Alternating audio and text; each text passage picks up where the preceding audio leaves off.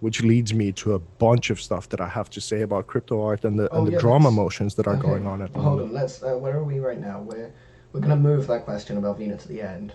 So yeah, perfect. What do you think about what do you think of crypto art? Was the next question as we're getting to that stage. Well, I actually prepared a little bit of a thing. I even have it on notes here next to me because I always want to, if, because it's really, this is really precious to me. Like you giving me time and us chatting here and people listening to this thing. Oh, I don't thank want you. to just And sort if of anyone out talk there about. has any questions for Vesa, just put them in the chat. We'll get to them towards the end of the stream as Very well. cool. Yep. But important that you know that I really appreciate this, Okay. and because I appreciate these kinds of things, I always try and have something new to say. And this time there's about 10 minutes of it at least, No, and no, this go is where ahead. I mean, where it's going. And the longer we talk, the more YouTube will promote the video. So let's see if we can make it past Robness's and mine hour and a half we did last time. cool, because this is very this is good for artists, the crypto artists, of course, is but artists in general, but also collectors and the whole worldview that it's embedded in terms of creativity and where we're at. And I retweeted your thing that we're about to start this live stream in a little bit of a provocative way by just saying that this crypto art drama that is currently going on among the artists Yeah. is a lot to do with cowardice and ignorance, but it might Sorry, not be sorry. what you What's think. what? Cowardice and ignorance. Oh yes, yeah, yeah. And as provoking as that might be, I'm going to try in about 10 minutes to unpack what it is that I So truly mean, just because it. can we just provide a little bit before we get there, a little bit of context for people who aren't in the crypto art community and maybe are just seeing this from the outside. Oh, sure, yeah. There's quite a lot of tea spilling going on. I guess that's what they call it. But I feel like it's a clash of personalities. Just to give it to put it in a nutshell, I guess it's like any Twitter community. Once you come into it, there's quite a lot of big personalities. But I maybe what you're going to say is probably going to frame it a little bit better. I'll just let you take the stage. Oh, sure, but I think it's less to do with personality. I think it's a lot to do with, um, well, money to begin with is one thing, but a lack of education in a certain kind of thing, and also direction. And what I might mean by that is that if you define artists a little bit commercially first, is that they're kind of like startups without funding and for years and years, very likely without a viable product. So that alone, to anyone who's an entrepreneur or economist or anyone coming out from the outside in, that tells you just how much of a desperate field it is, and it's very hard to commercialize to begin with for in order for anyone to make a living out of. So and then artists tend to be people who don't like reality that much. They tend to want to try and get away from it, and that in part is their force, is that they want to get to these fantastic things, and sort of their imaginations are wild, but that also leads to a lot of delusion as well as ideological possession, and that's in part uh, part of the problem. And if you think of someone like, let's say, Van Gogh, he He sounds like he undoubtedly would have been an awful man to be around. Yeah. just a, a, a genius and an utter catastrophe. And the catastrophe is that he's a genius in a very narrow scope of how he saw the world and how he could paint it, but he was certainly not good at forming relationships. He didn't understand finance or economy to save his life. He couldn't get, like, all of these very important other things about life that you need to be at least mediocre at, he was terrible at. And then, of course, as part of that package, because if you're not very good at something, you tend to avoid it, and then you can easily get radicalized like he did. I mean, he, on top of everything else of how difficult it is to try and make a living as an artist, he started to idolize field workers. So for those who the least gave a shit about what he was doing, he was making his heroes. So the whole package of what comes together as a sort of guilt of trying to get his money off of his brother then, and all of these different things, is just a sociological nightmare altogether, what's going on over there.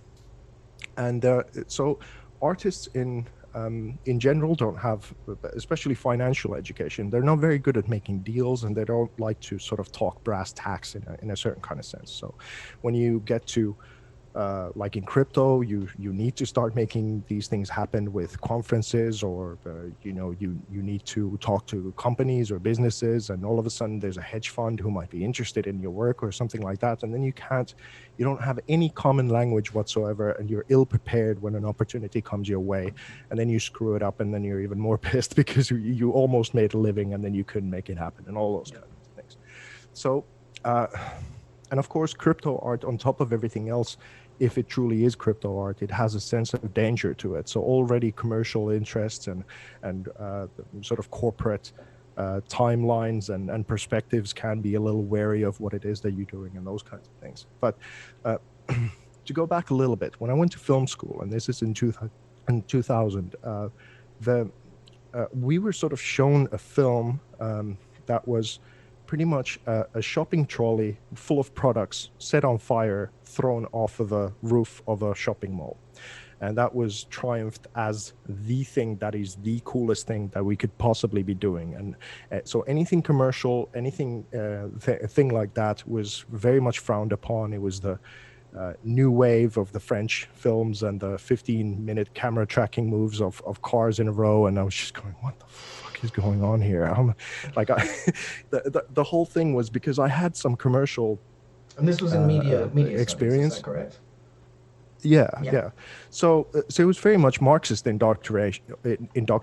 It was the whole of the 3 years, and of course it expanded my sort of intellect in a certain kind of sense, but it also like ruined a whole, I don't know, probably generations of filmmakers No, in a certain kind of sense. I Because think, now, if I can just quickly interject, I think one of the problems with school is it doesn't teach people how to accrue capital. It teaches people how to do things that they love, and that's really important. But I think that there's a huge thing missing when a school doesn't prepare you for the real world. I mean, I think that's why so many people hate the capitalist system, because they weren't taught how to actually work within it. And I think that that's kind of and I think that that's a huge disservice that the education system does to artists, as they kind of teach them how things ought to be, not how things are. completely agree. And on top of that, one of the weirdest things is that then at the same time you're full of conspiracies and not trusting any institutions while wanting all the institutions to have all the power. So the ultimate thing is that you don't trust any authority, and then you're saying, but the authority should have all the central power to so it's such an ideological mess of at the same time, again, the foot on the gas and the brake at the same time, and wondering why you're not really going anywhere. You might feel depressed. Yeah. It's not the best. So I kind of like what I saw in film school was not only that was the ideology, but because I had some commercial background, I knew how to approach it a little bit suspiciously, because I knew that there was a real world I will be going into. So I wasn't so hell bent on trying to get brownie points from the teachers, because I knew they were wrong about where we were going to be going. I already knew that part, so I protected myself a little bit from that. And out of my class, I mean, just imagine, it was I think it was about 1,500 students who applied to be on that course. It was a really high sort of in-demand course, and there was about 30 of us who got in. And I think from my class, there's 2 or maximum 3 that are still working in a creative field. And all the tuition or whatever, it's a nightmare. But what I also saw in the school is that course had been running for about 20, 30 years or something like that. And next to us, we were going to be filmmakers. So there were actors, there were musicians, there were fine artists, there were all the kinds of things that a filmmaker would need were in our building or the building next to us. And the course hadn't set up any kind of communication in between us whatsoever. And I was like, what? Like, isn't this your job to see that we're meant to be talking to one another and doing this kind of thing? So, but again, because that's seen as a commercial activity or push it or whatever it is, then that's frowned upon in a certain kind of sense. So I took, even already in film school, I took a lot of flack because I was kind of just forcing these things to then happen, because we obviously, if you're not doing this, then I'll make it happen. So instead of getting support from my professors for that, I kind of got you can think of how that went. Scrolling much further into a similar kind of topic, and this is where I think this crypto artist drama can start to unravel if you adopt this kind of perspective. But because, for example, I was headlining Art Decentralized in Miami in 2018, which was a whole event with a bunch of crypto artists, and it cost me $5,000 to be able to be the headlining artist, and that was paid by someone who's a benefactor of mine that I had to pay back over a year's time. Then, because actually that whole thing was a shit show.